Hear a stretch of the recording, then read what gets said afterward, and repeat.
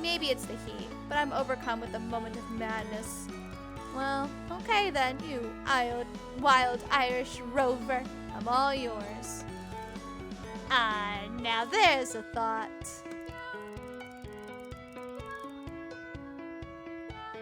Before I can answer, he slunk into the thickening of the forest behind the clay cooking pits. I whip off my apron and follow behind. I hope he doesn't get in trouble. Wait, Murph, it's too hot to run. Then we really ought to cool ourselves off, eh? He's led me up to the cliffs and without warning takes a running jump off the edge. I see him flying through the air and watch mesmerized as he cuts through the water. Oh no! Murphy, are you okay? Don't panic, I'm coming! I kick off my flip-flops and shorts and follow him into the water. I'm surprised at how shallow it is and that I'm easily able to stand. Murph, where are you? I frantically search about, fearing for his safety, and suddenly feel something brush against my legs, making me scream out loud. What's that? I look down into the clear water and see McMurphy speeding along the seabed like a shark, fast and sleek, and suddenly breaking up through the surface with something in his mouth. McMurphy, you can swim? What on earth is that thing? Oh my, it's a fish! I see he's smiling even with the sprat in the way. You can fish? He spits the fish back into the water. There truly is no end to my talents, Carter. You can say that again, but I have so many questions, I don't even know where to start. Catch your breath, Carter. I know I'm exhilarating company, but you need to exercise a little bit of restraint, or you'll be swooning on me next. Relax, the salt water is very buoyant. I copy McMurphy, and we both lie with our backs on the surface. It's very calming and tranquil, and I'm finally able to collect my thoughts. I realize I've not had this much clarity in a long time. This is so cool. I know. Trixie took me here first. Calls it the Ponder Pool. Oh, can you all swim then? I thought cats... Before I can even finish my sentence, McMurphy cuts in. It's a common misconception that cats can't swim. As you can see, it's another thing we excel at. I've always just heard that... How long were you standing there? Why? Gross! Take that dab shit out of here. Stop! Gross!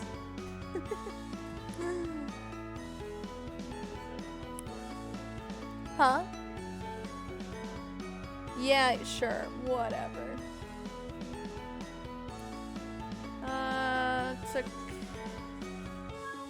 I thought it was just like cats just don't like water normally.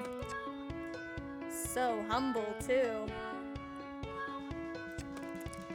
As Nana McMurphy used to say, if you've got a trumpet, blow it. What about the fish? Where did they come from? Are there no birds or fish on this island? It's one of the first things they'll tell you in orientation. That's just because they don't know. Don't know what? It's better if I just show you. Come on, Kara, follow me. We swim for a while, with McMurphy leading the way with purpose, and then he stops. Well, notice anything interesting? Well, the water is much cooler and deeper here. Anything else? Can you feel anything?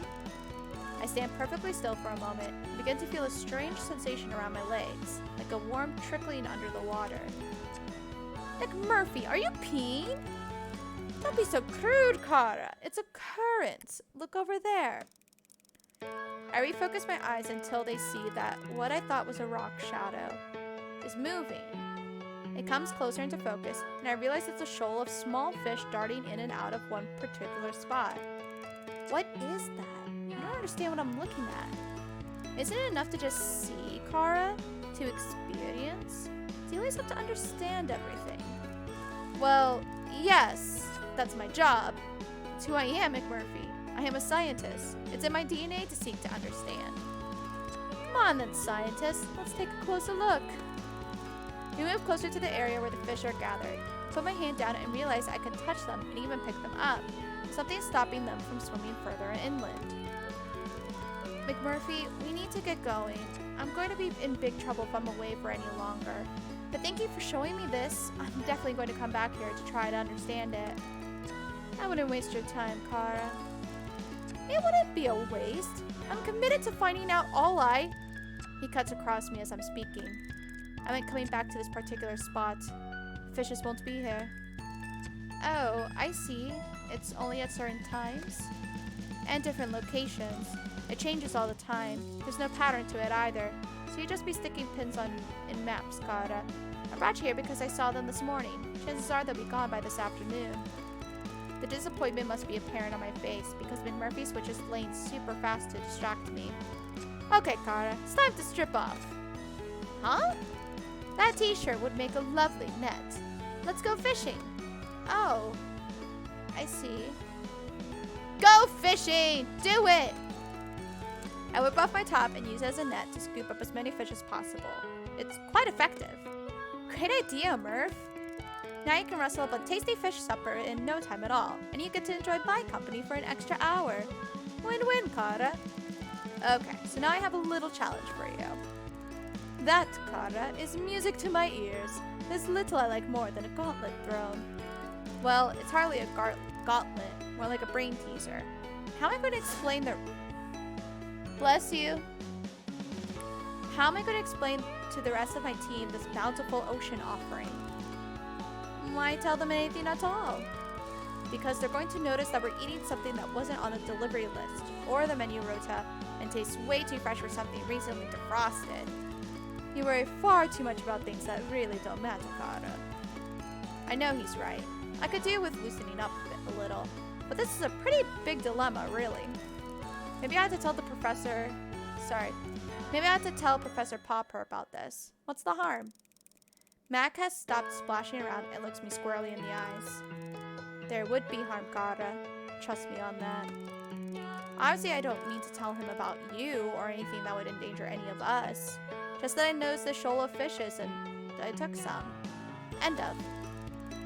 Really think you could mention a phenomenon like this and that would be the end of it? That he wouldn't start putting all manner of investigations and disruptions in place? You are touchingly naive, my friend. I feel myself blush. I am being a bit naive, but I don't like the thought of lying. So what do you suggest then, if you know so much about everything? Give me a plausible story, and I'll follow through. McMurphy lets out a wild howl and splashes water at me. Now that's what I like to hear, you impetuous daredevil you! I splash him back, and a furious water fight ensues. We are making such a ruckus, I'm amazed no one comes to check what's going on. After a good 10 minutes of laughter and play, we run out of steam and float to the buoyant warm water. Let's hear it then, Oz. What's my cover story? It's a very simple case of brazen bluffing. Okay. Make a simple but delicious meal. If anyone should ask where the fish came from, shrug your shoulders and ask the same question. Huh? It's all in the poker face. You remain completely impassive and ask the same question. Yeah, I wondered that too. Where did the fish come from? They're delicious. Really? Trust me, Kara. As a cat who is forever risky, one of his 9, the simpler you keep it, the more they buy it. If they ask you where you got them from, you tell them, the fridge. Simple. I feel quite giddy at the prospect of getting away with a ruse. Okay, Murph, let's gather the supper. We have an abundance in no time, and I haul my catch back to the kitchen in good time to make a tasty meal for everyone, and a little extra for my feline pals.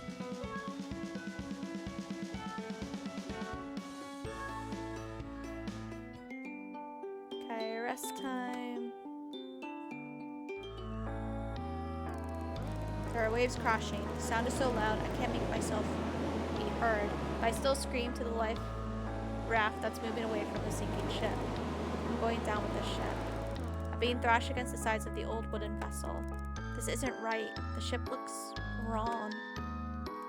I have not seen this one before. A cat's face looms close up to mine. Everything is wrong. All of it. Which cat are you? But the words come out of my mouth as mewling, and I realize I am not myself. I'm some kind of beast. Suddenly, I'm flying. I'm in the claws of some enormous bird. The beating wings are deafening. I look down to see the ground approaching really fast. You can drop through the break. What does that mean? What break? What break? Oh, it's the first time we've seen Mrs. Marigold. Breakfast! Rise and shine!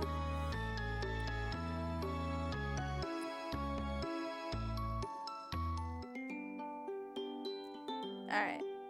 Let's do the next recon. Oh, no, I can't. I'm done. Okay. Do I have another research? Oh, no, that's the last thing we have to do. That's right. Okay, so I guess we're just doing a bunch of romance.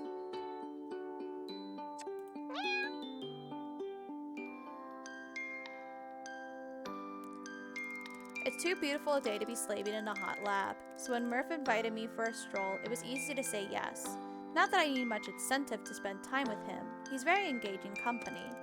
We've come to one of my favorite spots, where the cliffs sweep upwards above the blue water. Suddenly, without any warning, Murphy plunges over the top of the towering rocks. I run to the cliff's edge, with my heart in my mouth, to see what's happened. And there is a sight I still haven't got used to. He is in the water, more otter than cat, waving me to follow. Jump, Kara, jump! Sure, the water's grand. McMurphy? I'm shocked by the shrillness of my voice. I hadn't intended it to be quite such a shriek. I was aiming for stern admonishment. That's so dangerous! You could do yourself serious injury, or worse, from such a height! Isn't this the exact same place where he jumped off to go catch fish? I don't know.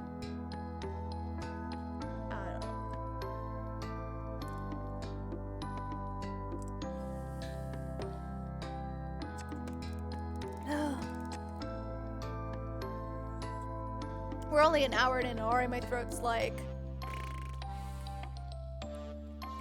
Oh, pish. Come on, Kara, or you won't get to see the little surprise I have in store. You've already surprised me enough for one day. Ha! Which one of us is meant to be the pussy? Ah! At this, I am filled with an indignance that takes over my body, and before I know it, I am halfway between ledge and water, bracing for impact. This way! I am still catching my breath as McMurphy's head disappears under the surface. My mind is saying, no, this is ridiculous, get back to land this instant, but my body is following the Irish cat. Ooh, that's cool, and that's a new art. My eyes take a moment to adjust, but when they do, I can hardly believe what I'm looking at. It's a ship.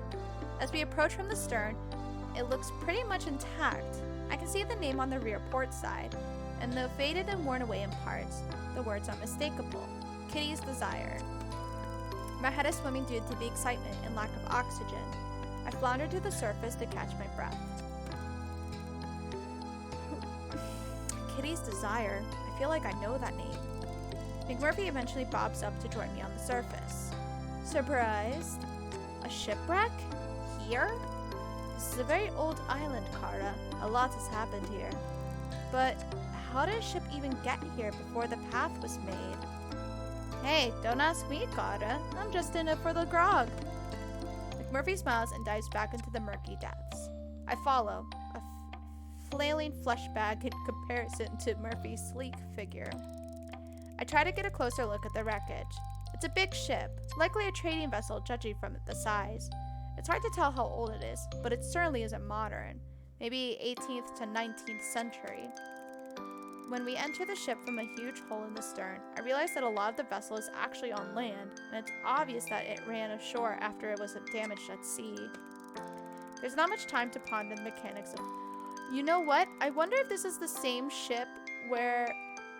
I don't know if you guys remember. It's from when we did the Floofy Butt romance, but we found like a letter or a diary entry, I think it was, and it basically was like these guys were shipwrecked, and they had I think they had to eat the cats that were on the island or something, like because there was like no food they could find, and then they went crazy and shit. I wonder if this is like the same ship that those guys came from. I don't remember if they mentioned the name of the ship or anything, but it's interesting.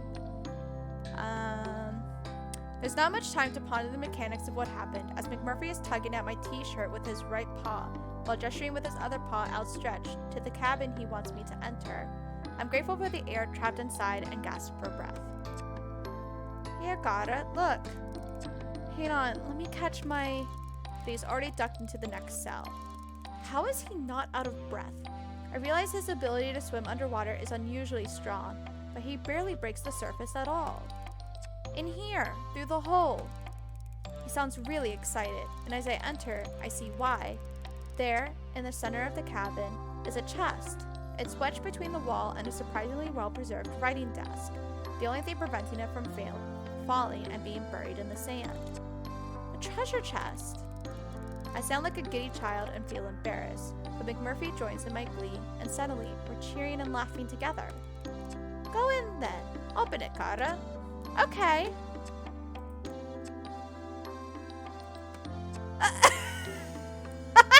What's going on? What are you waiting for? The key? Does it need one? Well, of course it does, Murph. I love how he just assumed the cat was just gonna be like, here's the key, go for it. And Cat's just there like, just lift it with your human hands. Zoe! Stop stepping on my computer. Stop it. Stop it, ma'am.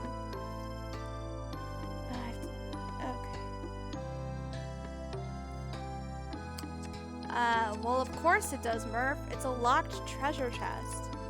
Can you not just break the lock? Who do you think I am, Houdini? I don't know about that, but I do know you're a very clever scientist whose thirst for knowledge matches my thirst for grog. So get yours, and I'll go get mine. The monkey grins before darting into the next cabin. The monkey grins before darting into the next cabin, and I hear the familiar clinking of bottles shortly after. I decide to try the lock anyway while McMurphy is getting his. I look around for something, anything I could lever it with, and am disappointed. Everything except the chest and desk must have been washed away a long time ago. We'll have to come back with some tools to tackle that lock, Murph. There comes no response. McMurphy is obviously still busy with his looting and pillaging, so I decide to swim to the beach to get a better look at this wreck from land. When I can take in the scenery properly, I can make out what looks like another large ship just a bit further down the beach. I can hardly believe what I'm seeing. One huge sea vessel finding its way to this land is strange enough, but two meeting the same unhappy fate is more than my brain can process. The proximity of the pair would suggest a collision of some kind. Possibly the second vessel could have been a pirate ship. Maybe it was attacking the merchant vessel? I get the feeling I'm looking at the conclusion of a very interesting story here. I wonder why Professor Popper didn't tell me about it. Obviously, he must be aware of the two vessels. My nose for intrigue has started to twitch, and I am burning to know more. I decide to take some of the debris, splinters, and small chunks of metal and pocket it for later analysis in the lab. When I'm satisfied that I've thoroughly combed the beach for specimens and have salvaged anything of interest, I realize that I haven't seen McMurphy for quite a while. My heart stops, and the hairs on my neck stand on end. How could I have been so wrapped up in my work that I neglected to keep an eye on my friend? McMurphy? I'm met with silence and still water. I run back towards Kitty's desire, my heart thumping in my chest. McMurphy! No, not Zoe, McMurphy. I jump in the sea and swim back to the stern of the ship. There doesn't seem to be any life around here. I break through the surface with a choke and try to call out again, but my throat is hoarse and full of salt water. Where? I catch sight of a shadow out of the corner of my eye, crawling along the seabed. I dive under to get a better look and see instantly that it's the Irish cat, stalking and prowling as if he were on land. I quickly grab him by the scruff of the neck and drag him back to shore. McMurphy, you loon! What on earth were you playing at? I catch my breath and check on him, but he's happily rolling on his back in the sand. Me? I was having a grand time until you manhandled me with those big meaty paws of yours. I don't know what to do.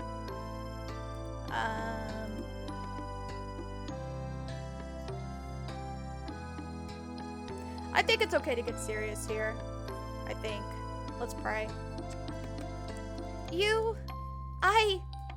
What? Having a what? down, Kata. You look like you're going to pop. You've been under the water for ages. I didn't see you come up for air once. I have been blessed with fantastic breathing apparatus. But I didn't know that, did I? And you were worried about me? Ah, Kara, now that is very touching indeed. I feel like a damsel in distress, rescued by a charming... I don't allow him to finish his sentence. You may think you're very clever and funny, but let me assure you that no one else here is laughing. Jumping off cliffs without warning and drinking while you're swimming? Not very clever at all. I wasn't drinking while I was swimming. That would be impossible. I know. I tried. The more cross I am, it seems, the more amusing McMurphy finds it. You may not realize it, mister, but I have a duty of care towards you, all of you cats. So if something happens to me, you're afraid you'll get in trouble? Aw, and there was me thinking you care for me because you like me. He's deliberately turning this around, and it infuriates me further. Stop being so manipulative! You know how much I care for you. Of course I do, but you can be very tricky too, you know. Shall we open this? He's reached over to a bottle of grog he's taken from the wreck. You look like you could use something to take the edge off. No, McMurphy, I do not want any of that. Thank you very much. So what is it you do want, Kata? He flashes me a raffish grin. I want you to stop being quite so reckless. You'll give me a heart attack. Well, much as your heart is of considerable concern to me, Kata, I'm afraid I can't promise to stop being what I am. It's like asking the wind to stop blowing. The wind does stop blowing. Sometimes. He lets out a long laugh. You really are a scientist, Kata. Nothing will ever change that, eh? I understand what he's saying. I need to allow him to do his own thing. Okay, come on then. Let's start heading back. Actually, Kata, you go on ahead. I'll catch up with you later. He winks, and I am in no doubt as to what he wants to do for the rest of the day.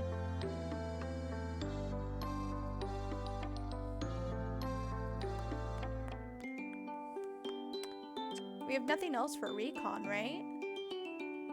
Yeah, we did all those. On to more romance.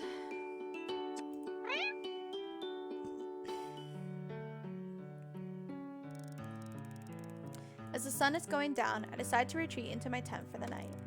When I undo the flap, I see McMurphy curled up asleep on my pillow. McMurphy, you're gonna get fur all over everything. Oh, hi there, Kara. You're back late, you rapscallion. Why are you in my bed?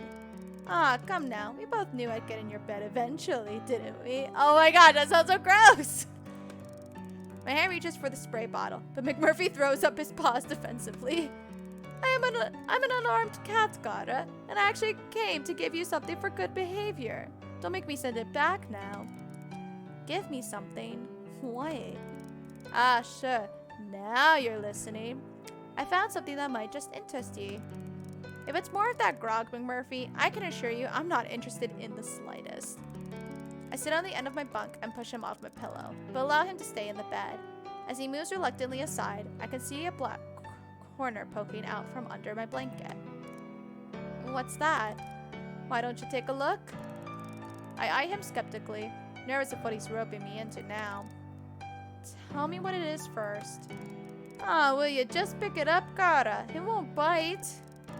I carefully reach for it and realize it's a small leather book, beautifully aged and yet seems to be in good condition.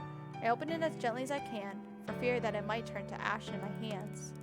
On the first page, smudged and faded, but not destroyed by time or water, are the words, Captain's Log. I can't stop myself from gasping out loud. Oh, Murph, how did you find this? There's a lot you can find at the bottom of a bottle. Or 12. Are you impressed? Impressed? Speechless. I could kiss your furry head. Well, don't let me stand in the way of you and your passion. I hardly notice he's still speaking, as I have begun trying to decipher the entries, and I'm instantly engrossed. 1789. The men are getting restless. I begin to fear for the continued safe running of this vessel. My vessel, of which they are in mind to take ownership, if my captain's instincts serve me right. Are you listening? Oh, sorry. What? I said maybe I should leave it to you then? Yes. No. Wait. McMurphy, tell me where you really got this from. Was it the treasure chest? No, Kara. Would you believe it? That thing was full of nothing but sand and salt water. That bit of treasure, on the other hand, I found at the bottom of one of my crates of grog, hidden in between the bottles. But this belongs to a captain. Why would it be with the crew's provisions? I'll let you figure that one out, Brainiac. Think of it as a puzzle to keep you amused on all of your cold, lonely nights. McMurphy smirks and saunters out of my tent. Recon 15! Hey! Like having new recons. It should be brand new anyway because it's unlocked by McMurphy. Let's go ahead and do the recon, and then we can wrap up with the romance and the research. The diary McMurphy discovered in the shipwreck could have some invaluable information in it. The big McMurphy gave me a sitting on my lap. I wonder what a pirate's diary is doing on this island. Maybe there'll be some clues within. The log reads, I felt an almighty crash, and then silence and stillness everywhere. It took a few seconds to gather my thoughts and understand what had happened here. If it would ever really be possible to understand this godforsaken place, and how we got so far off course to reach here. But in that moment, immediately after we hit the rocks, I knew two things. I was alive, and we were on land, and I felt grateful. It felt like a chance at survival, and I was determined to grasp it. I felt my legs, intact, thank God, and began crawling over the slate and shingle that seemed to stretch upwards to eternity. What type of place was this? Darkness was falling fast, but I needed to make sure we would be safe in this unexplored terrain. Who knew what would happen during the long night? What creatures it may bring, even what strange meteorological anomalies. Looking at the sky, I felt anything was possible, and we ought to be prepared. We had to work fast. I assembled the men, raggle-taggle though we were, into some kind of orderly unit, in the hope that the familiarity of discipline would raise morale. We were all tired, cold, and hungry. Some of us needed medical attention. This was not going to be easy, but it's what I was trained for. I would rather die than let my men down. We need to make some shelter. My voice sounded thin and weak against the sound of the waves crashing. At first light, I looked around and began to take stock properly. It was gratifying to see that the temporary shelter we had cobbled together last night was still intact, and no disasters had befallen us to add to the difficulties we were already burdened with. Considering the conditions we erected this makeshift cover in, and how short a time, I felt heartened for the first time since we were out at sea, before the strange electrical storm began that ended us being thrust here against... Sorry, I'm starting to Before the strange electrical storm began that ended with us being thrust here against the unforgiving rocks of this terrifying place. We could do so much more with daylight on our side and food in our bellies. So they were shipwrecked on this island? The thought of being the first inhabitants here is terrifying. How on earth did they survive? Maybe they didn't. I wanted to believe they were rescued, but that seems unlikely. I will read more this evening. As I put the book away, a small piece of paper falls into my lap. It must have been hidden amongst the pages of the log. It's a note. Maybe a letter? Sally, I know you worry for me, but do not. The men do not treat me bad. They give me food and do not beat me so much anymore. The captain is not so fearsome as what they say, and is giving me lessons on my writing. I am improving. I practice all night because I can't sleep. I work hard, sometimes till my hands crack and bleed, but I still use them every morning to pray for you, that you are safe and well, and that we will be together once again. I miss you so much. The seas have not been smooth. Sometimes I worry that we will capsize completely and be lost out here forever, but I would swim the widest ocean back to you, my sweet sister. I hope you are practicing your writing too. I would like to read your clever poems again. Your loving brother, Jim. What a sweet letter. I wonder what became of Jim.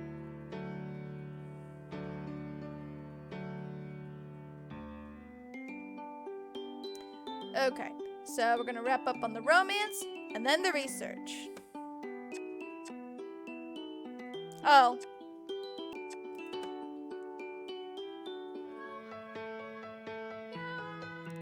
Now, let me see.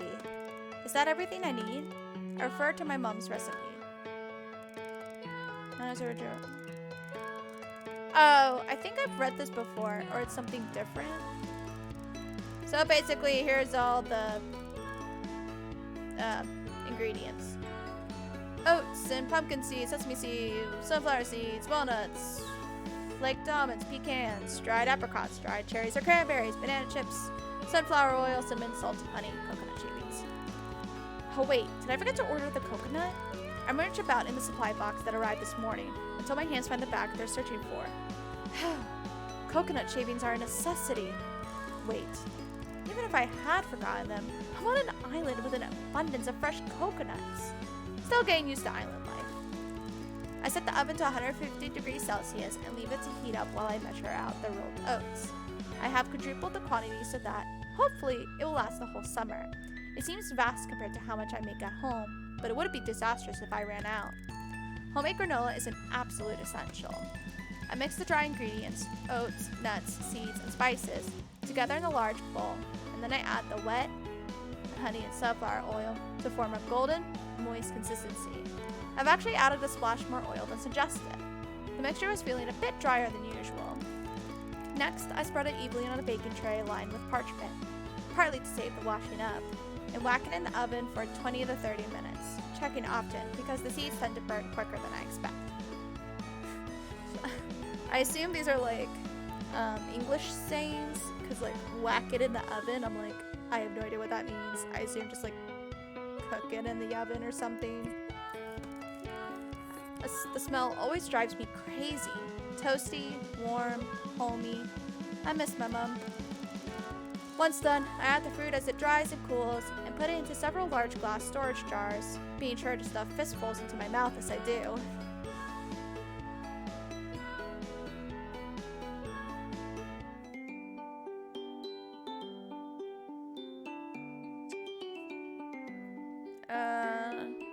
Now the romance.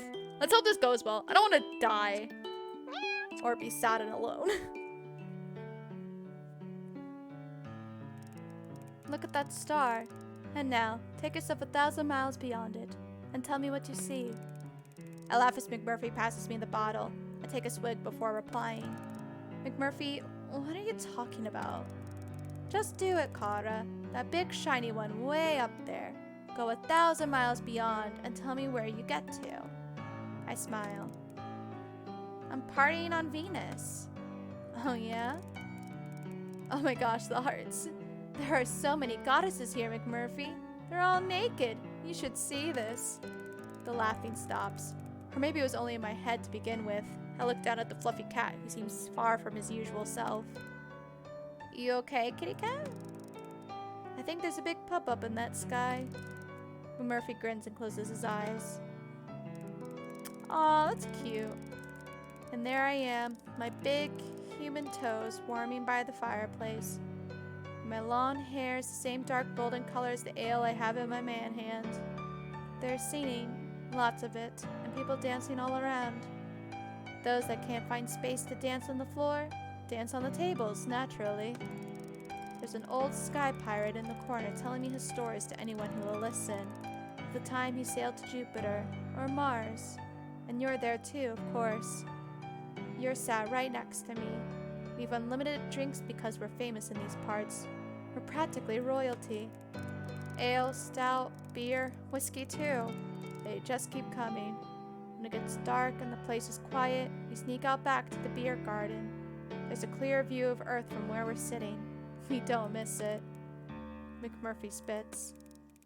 We talk about our adventures, about how he sailed off this damned island, how the ship became airborne. We talk about how we fought the big-breasted, bloodthirsty alien wenches of the Emerald Star, how we had to charm our way out of the space slug's lair. I reckon we'd have a lot of fun. Of course, you wouldn't be able to keep your paws off me. You'd be begging for a kiss. I'd be saying, now, Kara, I'm not a piece of meat, you know. And you'd be saying, oh, McMurphy, please, just one of your world-famous kisses, the fancy French kind. And I'd be saying, please, Kara, control yourself. He starts snickering again. What are you laughing at? Ew. Are you trying to say that you wouldn't be all over me if I was a human? Of course I wouldn't. Ouch. Now don't be mean. You'd be the one begging me for a kiss. Oh! What on earth gives you that idea? Ah, top of the morning, cara. I love you so much, to be sure. Give me a smacker. Bagora. That is so offensive. I stopped laughing. I'm a little too far there. I'm sorry. Murphy lets out a wry smile. Well, maybe I would try to steal a little kiss. Would you blame me? You wouldn't get one. McMurphy's smile disappears. You know something, Cara? Huh? I think I should just come out and say it. Say what? You're alright. There's a pause. Not an uncomfortable pause. Just a slightly confusing one. You're alright too? McMurphy is gazing at the stars. I don't know what I'm doing. It's a strange feeling. I'm used to being a step ahead of everybody. Well, 2 steps ahead of you. Hey, don't be rude, Murph. I laugh. McMurphy grins. This feeling, it isn't new to me, but I'm still not sure what it is. All I know is that you get me in a way no one has before. And I get you, too, even if you don't care to admit it. Guess it's time to let the cat out of the bag. Without thinking, I look around. I'm so used to bagging and unbagging cats from my work that I take him literally, but his expression stops me from reacting. I've become attached to you in these last few weeks. You have captured my heart, and I don't want to be without you, Cara. I can't believe we could just reject them. No, you have my heart, McMurphy. You're not too bad.